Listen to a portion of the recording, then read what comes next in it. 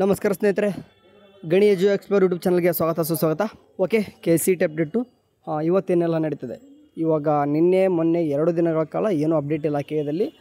ಇವಾಗ ಬಂದು ನೋಡೋದಂತಂದರೆ ಇವತ್ತು ಕೂಡ ಒಂದು UGCET 2025 ಏನೂ ಇಲ್ಲ. ಬಟ್ ನಾನು ನಿಮ್ಗೆ ಕೆಲವೊಂದಿಷ್ಟು ಇನ್ಫಾರ್ಮೇಷನ್ ಹೇಳಕ್ಕೆ ಹೋಗ್ತಿದ್ದೀನಿ. ಓಕೆ, ಮುಂದೆ ನಿಮಗೆ ಕೌನ್ಸಿಲಿಂಗ್ ನಡೀತದ, ರಿಸಲ್ಟ್ ಬರುತ್ತೆ. ರಿಸಲ್ಟ್ ಯಾವಾಗ ಎಕ್ಸ್ಪೆಕ್ಟೇಷನ್ ಅಂತಂದರೆ ನೋಡಿ, ನಿಮ್ಮದು ಎಲ್ಲನೂ ಕೂಡ ಅಗ್ರಿ ಎಲ್ಲನೂ ಕೂಡ ಮುಗಿತದ.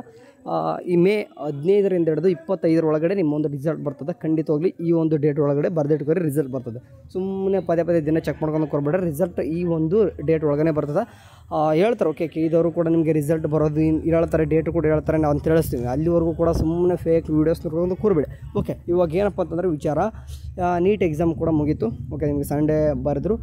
ಕೆಲವೊಂದಿಷ್ಟು ಎಕ್ಸಾಮು ಟಫ್ ಕೂಡ ಬಂದಿದೆ, ಫಿಸಿಕ್ಸ್ ಎಲ್ಲ ನಿಮ್ಗೆ ಗೊತ್ತಿರಬೇಕು.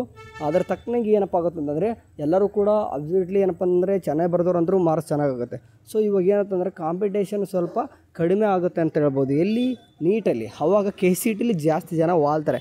ಅಂದರೆ ಚೆನ್ನಾಗಿ ಓದಿದವರು ಚೆನ್ನಾಗಿ ರ್ಯಾಂಕ್ ಆಗುತ್ತೆ. ಒಂದು ರೇಂಜಿಗೆ ಆವ್ರೇಜ್ ಇದ್ದವರು KCETಲಿ ಜಾಸ್ತಿ ಪಾರ್ಟಿಸಿಪೇಟ್ ಮಾಡ್ತಾರೆ. ಓಕೆ, ಸೊ ಎನಿವೇ ಅದು ಮ್ಯಾಟ್ರೇ ಆಗೋಲ್ಲ. ಆ್ಯಕ್ಚುಲಿ ಅಲ್ಲಿ ಕಾಂಪಿಟೇಷನ್ ಇಲ್ಲಿ ಕಾಂಪಿಟೇಷನ್ ಅದು ಮ್ಯಾಟ್ರ್ ಆಗೋಲ್ಲ. ಬಟ್ ಎಷ್ಟು ಸ್ಟೂಡೆಂಟ್ಸ್ ಪಾರ್ಟಿಸಿಪೇಟ್ ಮಾಡಬೇಕು ಅದು ಮ್ಯಾಟ್ರ್ ಆಗುತ್ತೆ. ಯಾಕಂದರೆ ಸೀಟ್ಸ್ ಎಷ್ಟು ಅವೈಲೇಬಲ್ ಇರ್ತವೆ ಅಷ್ಟು ಮಾತ್ರ ಸ್ಟೂಡೆಂಟ್ಸ್ ಸಿಗುವಂಥದ್ದು. ಸೊ ಅದಕ್ಕೋಸ್ಕರ ಏನು ಮಾಡ್ತಾರೆ, ಒಂದು ಸ್ಟೂಡೆಂಟ್ಸು ಕೂಡ ಮೋಸ ಆಗ್ಬಿಡೋದಕ್ಕೋಸ್ಕರ 3 ರೌಂಡ್ಸ್ ಅಂತಂದರೆ ನೀಟಲ್ಲೂ ಕೂಡ 3 ರೌಂಡ್ಸ್ ನಡೆಸ್ತಾರೆ, ಇಲ್ಲಿ KCETಲ್ಲೂ ಕೂಡ 3 ರೌಂಡು, ಮತ್ತು ಮಾಪ್ ರೌಂಡು ಕೂಡ ಒಂದು ಟೈಮ್ ಅಂದರೆ 4 ರೌಂಡ್ ಕೂಡ ನಡೆಸ್ತಾರೆ. ಯಾಕಂದರೆ ಎಲ್ಲ ಸೀಟ್ಸ್ಗಳು ಕೂಡ ಪ್ರತಿಯೊಬ್ಬ ಸ್ಟೂಡೆಂಟ್ಸ್ಗೆ ಆಯಾ ಮಾರ್ಕ್ಸ್ಗೆ ಅಂದರೆ ಆಯಾ ರ್ಯಾಂಕ್ ವೈಸ್ ಕೂಡ ಡಿಸ್ಟ್ರಿಬ್ಯೂಟ್ ಆಗಬೇಕು. ಆ್ಯಂಡ್ ಅವ್ರ ಕ್ಯಾಟಗರಿನೂ ಮೇನ್ ಆಗ್ತದೆ, ಕೋರ್ಸು ಮೇನ್ ಆಗುತ್ತೆ.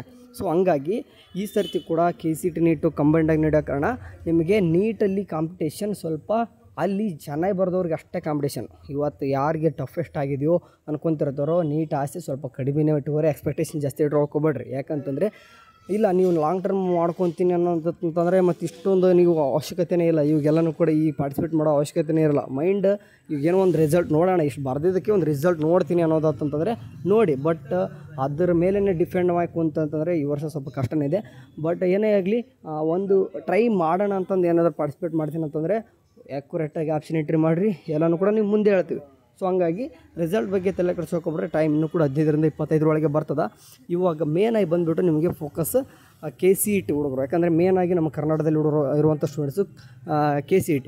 ಈಗ ಅದರಲ್ಲೂ ಕೂಡ ಈಗ ನೀಟಲ್ಲಿ ರ್ಯಾಂಕ್ ಚೆನ್ನಾಗದವರು ಆಲ್ ಇಂಡಿಯಾ ಏನು ಅಂದರೆ ಆಲ್ ಇಂಡಿಯಾದ ಏನು ನಡೀತದೆ ಅಂತಂದರೆ ಈಗ ಏಮ್ಸು ದೊಡ್ಡ ಹಾಸ್ಪಿಟ್ಲು ಅಂದರೆ MBBS ಸೀಟು ಕೂಡ ದೊಡ್ಡ ಬೇರೆ ಹೋದ ಆಲ್ ಇಂಡಿಯಾ ಏನು ನಡೀತದೆ ಅದನ್ನು ಕೂಡ ಹೋಗ್ತಾರೆ. ಸೊ ಹಂಗಾಗಿ ನಮ್ಮ ಕರ್ನಾಟಕ ಬಿಟ್ಟು ಕೂಡ ಸ್ಟೂಡೆಂಟ್ಸ್ ಆ ಕಡೆ ಹೋಗೋ ಕಾರಣ ಒಂದು 15% ಓಕೆ ಅಕ್ಯುರೇಟ್ 15% ಹುಡುಗರನ್ನ ಅಲ್ಲಿ ಸೀಟ್ ತೊಗೊಂಡಾಗ ಈಗ KCETಯಿಂದ ಹುಡುಗರು ನೀಟು ಕೂಡ ಹೋಗ್ತಾರೆ.